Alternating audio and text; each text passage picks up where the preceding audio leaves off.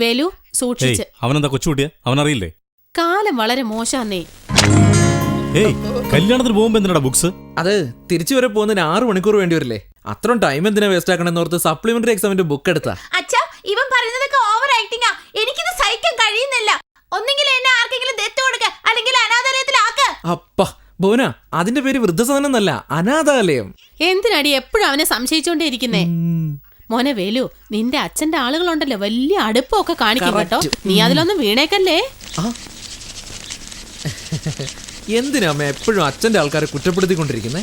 അവരൊക്കെ ഒത്തിരി ഒത്തിരി നല്ലവരാ അല്ലേ? വേറെ ജോലിയൊന്നുമില്ലല്ലോ. ഇത് ചെലവിന് വെച്ചോ. 100 രൂപയുണ്ട്, മുഴുവൻ ചെലവാക്കരുത്.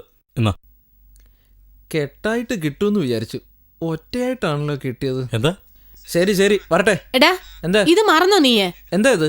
ഗിഫ്റ്റ് വെള്ളിക്കുടം. നിന്റെ അച്ഛൻ ഒരുപാട് അന്വേഷിച്ച് വാങ്ങിക്കൊണ്ട് വന്നതാ. 8000 രൂപയാ.